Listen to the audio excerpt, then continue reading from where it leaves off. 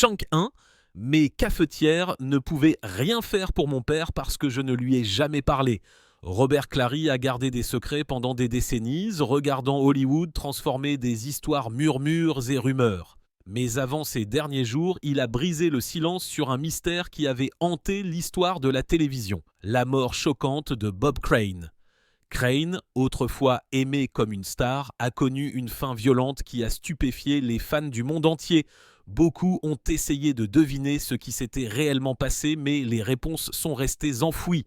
Clary, avec sa force tranquille, a finalement révélé la vérité qu'il avait gardée à l'intérieur. Ses paroles ont apporté de la lumière à l'obscurité entourant cette nuit tragique, et ce qu'il a révélé sur le sort de Bob Crane a laissé le monde entier essoufflé. Révélons ce qui a été caché pendant des décennies. La star qui a vécu selon ses propres règles. L'histoire de Bob Crane est celle d'une gloire éclatante, de sollicitations complexes et d'une vie qui a oscillé entre l'éclat des lumières d'Hollywood et la pénombre de l'indulgence privée. Connu de millions de personnes comme le colonel Hogan à l'esprit vif de la série télévisée à succès Hogan's Heroes, Crane a vécu une vie qui semblait enchanteresse apparence. Mais derrière les sourires, les applaudissements et le succès de sa carrière, il était un homme tiraillé par des penchants qui sont devenus à la fois son évasion et sa chute. Crane avait érigé le genre de vie que beaucoup admiraient. Il avait épousé son amour de lycée, Anne Terzian, et ensemble, ils ont élevé 3 enfants, Robert, Deborah et Karen. Par moments, le tableau ressemblait à un rêve américain classique. Un mari dévoué, un père et un acteur à succès dont la carrière atteignait son apogée. Pourtant, la célébrité de Crane a ouvert des portes qui ont nourri une autre facette de sa personnalité. Son charme, son esthétique agréable et son statut de célébrité attiraient les femmes vers lui et il s'y a donné librement. Les femmes trouvaient qu'il était glamour, que ce soit son sourire, sa confiance ou simplement le fait qu'il était une star. Elles le rencontraient, passaient du temps avec lui et finissaient souvent par faire partie de sa collection privée de photos et de vidéos. Contrairement à beaucoup d'autres qui cachaient des penchants similaires sur les secrets, Crane s'y est investi. Il était fasciné par l'idée de tout enregistrer, créant une bibliothèque particulière de liaison qui est devenue l'un des aspects les plus discutés de sa vie. John Henry Carpenter, un vendeur de matériel vidéo de Sony, l'aidait dans ce passe-temps inhabituel. Carpenter était bien connecté, notamment amical avec l'acteur Richard Dawson, qui deviendra plus tard l'animateur de Family Feud. Carpenter avait accès aux dernières technologies et avec Crane, il a exploré le monde de l'enregistrement bien avant qu'Internet ne rende des effets similaires courants. Pour Crane, c'était plus qu'une indulgence, c'était une forme d'expression, une façon de décrire sa vie d'une manière brute et sans phare. Pour ceux qui travaillaient avec Crane, son penchant faisait simplement partie de qui il était. Son partenaire de jeu, Robert Clary, a déclaré autrefois que ce n'était pas un problème. Sa vie privée était la sienne tant qu'il était professionnel sur le plateau. Chunk 2, pour eux, Crane était une star qui se présentait, faisait son travail et apportait son charme dans chaque scène. Ses choix personnels lui appartenaient et beaucoup autour de lui ne voyaient aucune raison de porter un jugement. Pourtant, la vie de Crane était loin d'être discrète. Ses liaisons secrètes ont commencé à empiéter sur son monde professionnel. Pendant Hogan's Heroes, il a eu une liaison avec Cynthia Lynn qui jouait Helga, la secrétaire séduisante de la première saison. Lorsqu'elle est partie, Patricia Olsen a repris le rôle d'Hilda et elle a rapidement fait partie de la vie privée de Crane également.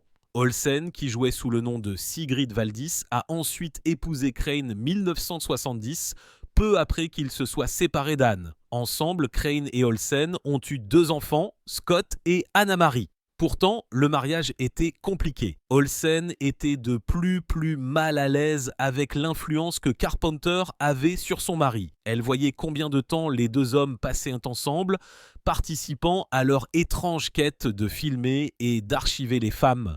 Cette tension entre les sollicitations privées de Crane, ses habitudes et son mariage était réelle et a façonné les dernières années de sa vie.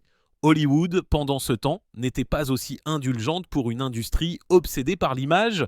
Les choix de Crane sont devenus un handicap. Il jouait dans des séries familiales, notamment un film Disney intitulé Super Dad, où il incarnait un père dévoué et inquiet pour son fils. Mais coulisses, Crane montrait parfois à ses associés les photos privées qu'il avait collectionnées. Cette ouverture imprudente a joué contre lui. Les réalisateurs ont entendu des murmures et bientôt les potins se sont répandus dans les tabloïds. Des publications comme le National Enquirer ont repris son penchant, brossant un tableau très différent de l'homme que des millions de personnes avaient invité dans leur salon chaque semaine. Son fils, Robert, a plus tard réfléchi à cela, estimant que la plus grande erreur de son père était d'exposer sa vie de manière aussi ouverte. Crane avait créé des compilations, les étiquetant même avec les noms et les détails tiers des femmes. Les partager autour du plateau était une menace, et cela a finalement endommagé l'image saine que les studios voulaient maintenir. Ce que Crane considérait comme un amusement inoffensif, d'autres le considéraient comme répréhensible. Pourtant, Robert ne considérait pas les intérêts de son père comme dangereux ou cruels. Pour lui, son père était simplement un homme qui aimait les femmes, peut-être compensant les frustrations qu'il ressentait alors que sa carrière commençait à stagner. Crane ne cachait pas de caméra et ne forçait pas les situations. Tout était consenti. Il s'est peut-être trop appuyé sur cet aspect de sa vie pour combler un vide grandissant, mais pour Robert, ce n'était pas un côté sombre. C'était simplement une partie de qui était son père. Robert se souvenait même de moments qui le faisaient encore rire. 1972, alors qu'il avait 21 ans, son père l'a emmené à la première de Deep Throat, l'un des films pour adultes les plus notoires de son époque. Pour Crane, c'était juste du divertissement, un autre monde où il pouvait rencontrer des gens, rire et être lui-même. Chunk 3. Mais alors que Crane profitait de ses plaisirs, sa carrière s'éteignait. Hogan's Heroes était terminé et la télévision passait à autre chose. L'atmosphère artistique changeait et ce qui le rendait autrefois fascinant semblait désormais décalé. Les rôles se faisaient rares et Crane s'est retrouvé à travailler dans des théâtres régionaux, loin des feux de la rampe hollywoodienne qu'il avait autrefois commandée. Sa gloire avait été brillante, mais elle n'a pas été construite pour durer. L'homme qui tenait autrefois le public haleine avec sa séduction était maintenant confronté à une réalité où les couloirs étaient plus étroits, la scène plus petite et les applaudissements moins certains. Pour quelqu'un qui s'épanouissait grâce à l'attention, c'était une adaptation délicate. L'histoire de Crane est un rappel de la complexité de la célébrité. Pour des millions de personnes, il était Hogan, une idole, un chef, une figure d'esprit et de force. Pour ceux qui étaient proches de lui, il était un homme à la recherche de connexion, de confirmation et d'exaltation par des moyens qui ne pouvaient pas rester cachés éternellement. Sa passion pour tout enregistrer, de sa vie de famille à ses liaisons privées, a créé un enregistrement de qui il était, incapable de séparer son charme public de ses sollicitations privées. La fin tragique de secrets, de trahisons et d'un adieu inachevé. Bob Crane avait autrefois été l'homme que tout le monde adorait. Avec son charme, son esthétique agréable et son sourire facile, il avait gagné le cœur des téléspectateurs du monde entier. Mais derrière le cheval de bois et les projecteurs, sa vie était devenue compliquée, pleine de promesses non tenues, de disputes amères et d'habitudes dangereuses. À la fin des années 1970, la star qui faisait autrefois rire des millions de personnes se débattait pour empêcher sa vie de s'effondrer, son deuxième mariage s'effondrait, l'amour et la chaleur avaient disparu, remplacés par des disputes et le silence. Au même moment, sa carrière autrefois brillante s'était estompée. Il n'était plus le premier rôle qui portait une série à succès. Il ne décrochait plus que des apparitions dans des émissions comme La Croisière s'amuse, l'éclat de la gloire s'assombrissait et Bob Crane espérait repartir à zéro. Il a pensé qu'il allait trouver un moyen. Crane a acheté les droits d'une pièce de théâtre intitulée Beginner's Luck, une comédie romantique légère qu'il avait déjà jouée dans de petits théâtres. Il voulait reconstruire sa carrière sur scène et peut-être utiliser la pièce comme tremplin pour revenir dans le monde du divertissement. Il était à quelques semaines de son 50e anniversaire et il sentait qu'il était temps de faire table rase du passé. Juste 2 jours avant sa mort, Crane a appelé son fils aîné Robert. Lors de cet appel, il a parlé de décisions importantes. Il prévoyait de divorcer de sa femme, Patty. Il voulait également couper les ponts avec John Carpenter, l'homme qui s'était profondément impliqué dans sa vie privée. Chunk 4. Carpenter avait autrefois été un ami, mais il était devenu plus un fardeau, une ombre constante, toujours là, toujours à semer le trouble. Crane était déterminé à faire des changements, à se retirer du chaos et à vivre ailleurs, mais cette chance n'est jamais venue. Robert a cru plus tard que lorsque son père a essayé de se retirer, Carpenter n'a pas pu supporter le rejet. Carpenter avait suivi Crane, Arizona, et des témoins ont déclaré plus tard que les deux hommes avaient eu une dispute houleuse dans un café de Scottsdale la nuit précédant la mort de Crane. Carpenter avait été traité comme un ami, mais il était maintenant repoussé. Robert a décrit cela comme si Carpenter se sentait abandonné, comme s'il avait été jeté comme une ordure. Quelques heures seulement après cette dispute, Bob Crane a été retrouvé mort. Le 29 juin 1978, l'agent de Scottsdale Barry Vassell a reçu un appel qui allait tout changer. Il était à Phoenix avec un collègue lorsque la nouvelle d'un crime brutal dans les appartements Winfield, unité 132A, est arrivée. Le corps de Bob Crane avait été découvert. Lorsque Vassell est arrivé, la scène était déjà bondée. Plusieurs policiers étaient présents, ainsi qu'une jeune actrice nommée Victoria Berry qui devait rencontrer Crane ce matin-là. La scène de crime était loin d'être parfaite. Peu de temps après, le fils de Crane, Robert, est arrivé, ainsi que le directeur commercial de l'acteur, Lloyd Vaughn, et son avocat, Bill Goldstein. Au lieu d'être gardés à l'extérieur, ils ont été autorisés à se promener dans l'appartement, à toucher des objets, à examiner des choses et intentionnellement à laisser derrière eux leurs empreintes digitales, leurs traces et leurs cheveux. Pour Robert, cette erreur allait marquer l'affaire à jamais. Des années plus tard, il a écrit que cette contamination avait peut-être compromis la recherche du tueur. Vassell se souvenait encore.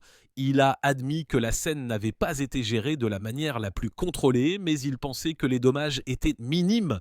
À ses yeux, il n'y avait aucune contamination majeure qui pouvait annuler la gravité de ce qui s'était passé. Pourtant, 1968, la police disposait d'outils limités, les tests ADN n'étaient pas encore disponibles, les enquêteurs devaient calculer les groupes sanguins et examiner les preuves circonstancielles. Tous les indices pointaient vers John Carpenter. Il n'y avait eu aucune effraction dans l'appartement de Crane. Cela suggérait que le tueur était quelqu'un que Crane connaissait bien. Du sang a été trouvé partout sur la scène. Sur les portes, sur les rideaux, même sur la voiture de location de Carpenter, le sang dans le véhicule correspondait au groupe sanguin de Crane, le groupe B, qui était rare. Chunk 5, personne qui avait manipulé cette voiture ne le partageait. Pour les enquêteurs, il semblait que Carpenter avait emporté avec lui des traces des derniers instants de Crane. Mais ce n'était pas suffisant. Sans l'arme du crime, les procureurs ne pouvaient pas aller de l'avant. L'affaire s'est refroidie, restant silencieuse pendant des années. Puis, 12 ans plus tard, une nouvelle lumière a brillé. L'agent de Scottsdale Jim Raines a réexaminé les anciennes preuves et a découvert quelque chose de choquant. Une photo de la scène de crime oubliée. La photo révélait une petite tache de tissu cérébral à l'intérieur de la voiture de Carpenter. L'échantillon de tissu lui-même avait disparu depuis longtemps, mais l'image était réelle. Un juge l'a jugé admissible et 1992, John Carpenter a finalement été accusé du meurtre de Crane. Le procès était loin d'être simple. Les tests ADN avaient progressé, mais lorsqu'ils ont été appliqués aux anciens échantillons de sang, les résultats n'étaient non pas concluants. Des témoins se sont manifestés pour dire que Crane et Carpenter avaient partagé un dîner amical la nuit précédant le drame, jetant le doute sur la théorie de la colère et de la trahison.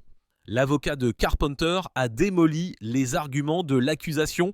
Il a rejeté l'hypothèse qu'un trépied manquant avait été l'arme, affirmant qu'il n'y avait aucune preuve qu'une telle chose ait jamais existé. La défense a également utilisé la vie privée de Crane comme une défense.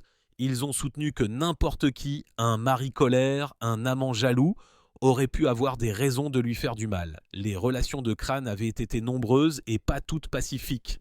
Pourtant, le détective Vassell croyait qu'un amant jaloux avait été le mobile. Dans sa mémoire, Crane était doux, jamais combatif. Les femmes qu'il connaissait l'avaient aimé, pas détesté. Les années ont passé, mais les questions ne se sont jamais estompées. 2016, le journaliste de Phoenix, John Hook, a convaincu le procureur du comté de rouvrir l'affaire. Il a obtenu l'accès aux anciens échantillons de sang et les a envoyés à Bode Technology, un laboratoire réputé qui a travaillé sur des affaires notoires comme John Bennett Ramsey et O.J. Simpson. C'était une décision extraordinaire. Un journaliste a été autorisé à tester des preuves dans une affaire non résolue. Les résultats ont été dramatiques mais insatisfaisants. Les tests ont révélé la présence d'un ADN inconnu auparavant, mais la plupart des résultats étaient non concluants. La vérité est restée enfermée dans le silence. Chunk 6, la pénombre du passé, refusait de lâcher prise. Hook croyait que Carpenter était coupable. Le détective Vassell était d'accord, Robert Crone penchait vers la même conclusion, bien qu'il se soit également interrogé sur sa mère Patty. Au moment de la mort de son père, Patty était plein divorce. Cependant, elle perdrait beaucoup si le divorce allait jusqu'au bout, mais si son mari disparaissait, elle hériterait de tout. Robert a soulevé le doute, mais les enquêteurs n'ont jamais pris cette hypothèse au sérieux. Lorsque Bob Crane a finalement été enterré, Hollywood est venu lui dire au revoir. Environ 150 personnes deuil ont rempli l'église Saint-Paul l'Apôtre à Westwood, Californie. Parmi eux, des stars comme Patty Duke, John Astin, Carol O'Connor et les anciens partenaires de Crane de Hogan's Heroes. Pour un homme qui avait cherché l'amour dans des endroits imprudents, l'enterrement lui a donné quelque chose qu'il avait enduré pendant des années. Il était enfin entouré d'amour. Mais même après la mort, la paix n'est pas venue facilement. La famille de Crane s'est divisée. Sa veuve Patty a déplacé son corps de son lieu de repos d'origine sans informer sa première famille. Plus tard, elle et son fils Scott ont créé un site web qui vendait certaines des vidéos privées de Crane. Cette décision a choqué beaucoup de gens et bien que Scott ait ensuite fermé le site et exprimé ses remords, le mal était fait. Il a détruit la collection massive de photos et de vidéos de son père, déterminé à effacer cette partie de l'histoire de son père. Au lieu de cela, il a tourné son attention vers la reconnaissance des réalisations de Crane, espérant un jour voir son père intronisé au Radio Hall of Fame. Pendant ce temps, Robert Crane est resté éloigné de ses demi-frères et sœurs. Sa mère et ses sœurs ont choisi le silence, refusant d'évoquer le chapitre sombre qui les avait tous marqués. Pour Robert, le silence a été étrange et douloureux. Les familles trouvent généralement des moyens de parler, de guérir, de se tenir la main à table. Mais pour les crânes, le sujet était verrouillé, enfoui sous des années de distance et de chagrin. Et pourtant, pour Robert, l'histoire ne s'est jamais terminée. Carpenter était parti, Patty était partie. Le temps avait emporté tant de gens qui entouraient autrefois la tragédie, mais l'énigme vivait toujours lui. Il ne pouvait pas la laisser partir. Chunk 7. Il a admis qu'il ne savait pas quoi faire différemment. La vérité restait juste hors de portée, une ombre qui refusait de se lever. La vie de Bob Crane était remplie de charme, de comédie et de l'éclat d'Hollywood. Mais elle s'est terminée dans la violence, enveloppée de questions sans réponse, laissant derrière elle une famille divisée et une énigme non résolue.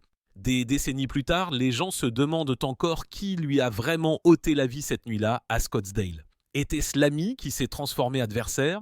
Était-ce quelqu'un d'autre caché dans l'ombre ? Personne ne le saura peut-être jamais. Ce qui reste, c'est l'image d'un homme qui avait autrefois tout, qui voulait recommencer, qui était prêt à faire des changements, mais qui n'a jamais eu la chance. Le jour le plus sombre dans la vallée du soleil. Le riche conte de fées de Phoenix avait son propre rythme, un rythme façonné par la chaleur, le soleil et le silence. Au milieu du désert de Sonora, Scottsdale brillait avec ses stations de luxe et ses grands domaines, un endroit où les riches venaient échapper aux couloirs plus froids du pays. Les Arizonans l'appelaient fièrement la vallée du soleil. Et la plupart des jours d'été, la vie continuait comme si la chaleur n'était qu'une autre partie de son charme. Le 29 juin 1978 a commencé comme ça. À midi, les températures avaient dépassé les 38 degrés C Et l'air scintillant au-dessus de la chaussée donnait aux artères principales un aspect vide et fantomatique. Derrière des murs épais et des climatiseurs ronronnants, les riches résidents se protégeaient de la chaleur du désert. C'était calme, presque onirique. Pourtant, cette vision allait être brisée de la manière la plus horrible. Cet après-midi, la police a répondu à un appel provenant de l'un des complexes d'appartements de Scottsdale. Cela ressemblait d'abord à un simple contrôle de routine. Mais au moment où les policiers sont sortis, le silence de la mégapole s'est brisé. Dans un appartement faiblement éclairé du rez-de-chaussée, ils ont pénétré dans une scène si brutale qu'elle les a glacés. Là, sur un lit, gisait le corps d'un homme. Il était torse nu, son corps musclé montrant qu'il avait autrefois pris soin de lui, ses cheveux poivre et cils encore soignés, mais rien n'allait. 2 profondes entailles traversaient donc le côté de sa tête et un cordon électrique était étroitement noué autour de son cou. Le sang était partout, éclaboussé sur le mur, coulant du plafond, trempant l'oreiller sous lui. La violence de tout cela ne laissait aucun doute. Ce n'était pas un accident, pas une fin naturelle, c'était un meurtre. Chunk 8. L'appartement appartenait au Windmill Dinner Theater voisin et la police a rapidement appelé le directeur, Ed Beck, pour l'aider à identifier la victime. Au premier abord, cela semblait impossible, les dégâts étaient trop importants. Mais lorsque Beck s'est tourné et a regardé un côté du visage, il a immédiatement reconnu l'homme. Le corps sans vie sur le lit était celui de Bob Crane. Bob Crane n'était pas un homme ordinaire. Pour des millions d'Américains, il était un visage familier de la télévision, la star fascinante et pleine d'esprit de Hogan's Heroes, la sitcom des années 1960 qui avait fait de lui un nom connu de tous. Mais voilà que, cet après-midi d'été torride Arizona, son histoire avait atteint son chapitre final macabre. La nouvelle du meurtre s'est répandue rapidement et un choc a parcouru Hollywood et au-delà. Comment quelqu'un d'aussi connu, d'aussi chéri à son apogée, a-t-il pu connaître une fin aussi violente dans un appartement banal de Scottsdale ? Alors que les enquêteurs creusaient plus profondément, ce qu'ils ont découvert était une vie bien plus compliquée et bien plus troublée que le monde ne l'avait jamais imaginé. Derrière le sourire éclatant et le charme facile de Bob Crane se cachait une autre vie. Une vie qu'il gardait cachée aux yeux du public. Alors que ses fans l'adoraient pour son humour et sa séduction, intimement, il était consumé par une obsession qui a changé le cours de sa vie. Il collectionnait des photos, des films et des enregistrements de ses liaisons avec des femmes, remplissant sa loge de Polaroid, de négatifs et de rouleaux de matériel pour adultes. Pour ceux qui étaient le plus près de lui, ce n'était pas un secret. Son fils, Robert, décrira plus tard le monde privé de son père comme envahissant, un endroit où l'obsession des femmes avait pris le dessus. Pour Bob, les frontières entre la gloire et le désir se sont estompées. Ce qui avait autrefois été une brillante carrière a commencé à se détériorer sous le poids de sa vie privée. L'homme qui se tenait autrefois au sommet de la hiérarchie dorée d'Hollywood glissait lentement, passant de rôles principaux à des performances mineures. Sa lumière autrefois brillante s'assombrissant dans l'ombre de son monde secret. Au moment de sa mort, sa carrière s'était officiellement éteinte, laissant derrière elle non seulement une vie inachevée, mais aussi des questions persistantes qui se sont posées pendant des décennies. Le choc du meurtre ne résidait pas seulement dans la violence, mais aussi dans l'énigme qu'il laissait derrière lui. Personne ne l'avait vu venir et personne ne pouvait dire avec certitude qui était responsable. Au fil du temps, des enquêtes ont été lancées, relancées et étudiées à nouveau. Des livres ont été écrits, des théories se sont répandues et même un film a été réalisé, chacun essayant de reconstituer le puzzle de ce qui s'est passé cette nuit-là. Pourtant, l'affaire n'a jamais abouti à une conclusion claire pour sa famille, particulier son fils. Le manque de réponse a laissé une cicatrice qui ne s'est jamais refermée. Pour Robert Crane, la douleur ne se limitait pas à la perte d'un père de manière aussi brutale. Il s'agissait aussi de vivre avec les questions sans fin. Il écrira plus tard sur la lutte, sur la façon dont le brouillard du doute s'est levé. Chunk 9. Les mots comme « enquête » comptaient peu lorsque la vérité restait cachée. Les questions sans réponse sont devenues une partie de leur vie, un poids que le temps ne pouvait plus effacer. L'histoire de Bob Crane était plus qu'une énigme de meurtre, c'était aussi l'histoire d'un homme qui avait vécu 2 vies très différentes.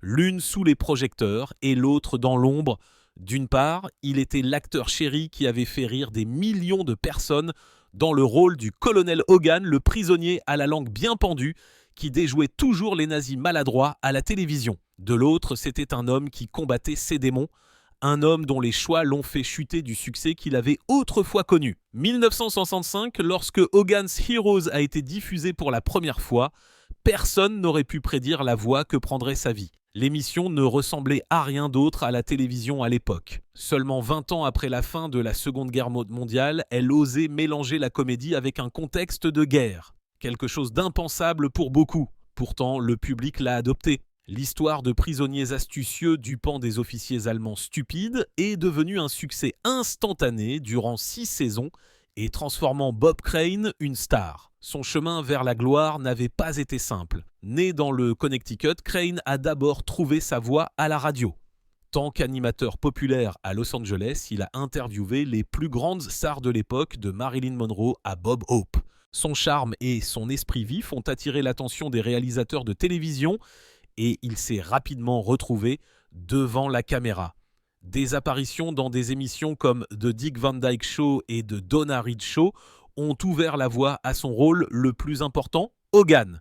Pendant un certain temps, il semblait qu'il avait tout, le talent, la gloire et l'adoration d'un public à travers le pays, mais alors que l'émission se terminait et que sa carrière s'essoufflait, les aspects les plus sombres de sa vie privée se sont amplifiés.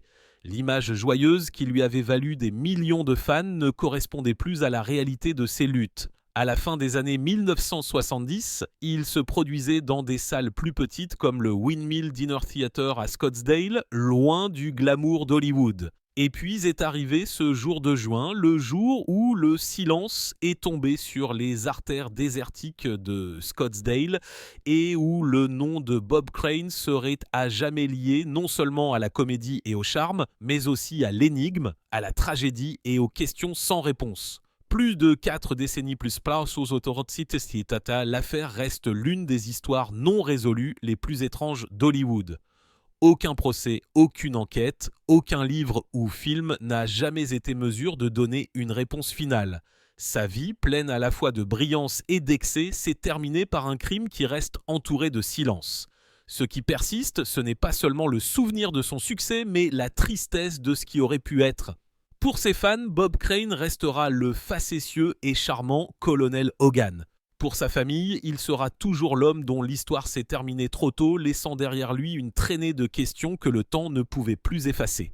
Chunk 10. Ainsi, la vallée du soleil, où les artères de Scottsdale gisaient autrefois vides dans la chaleur de juin, porte encore le souvenir de ce jour, un jour où la comédie, la gloire et la vie elle-même ont été interrompues, laissant derrière elle une histoire qui reste aussi obsédante que le silence du désert, le don silencieux du souvenir de Robert Clary. 2003. Robert Clary avait pris sa décision, il n'allait pas participer au commérage et il ne prêterait pas sa voix à des histoires qui tentaient de salir le nom de Bob Crane. Il a dit non avec force et il a continué à dire non. Qui pourrait le condamner ? Nous étions des étrangers pour lui et le soi-disant biopic qui était sorti avait déjà causé une profonde douleur à ceux qui se souciaient vraiment de Crane. Ce film avait essayé de dépouiller la dignité d'un homme qui avait déjà quitté ce monde et il a laissé des cicatrices. Pour Clary, la réponse était simple, il ne ferait pas partie de ce genre de conversation. Lorsque Bob Crane a été assassiné en 1978, les acteurs et l'équipe de Hogan's Heroes avaient fait une promesse privée les uns aux autres. Ils ont décidé qu'ils ne donneraient des interviews que s'ils pouvaient parler de ce qu'il y avait de bon lui. Ils voulaient de protéger sa mémoire pour souligner sa gentillesse et son talent, plutôt que de laisser le monde le réduire à des gros titres. Raison de ce pacte, peu de gens se sont manifestés. Après tout, le monde voulait souvent la réprobation, pas la vertu. Pourtant, il y avait ceux qui espéraient que Clary partagerait sa voix un jour. Grâce à la persévérance et à la patience, nous avons contacté l'actrice Arlene Martel, qui avait joué tant qu'invitée dans Hogan's Heroes à de nombreuses reprises.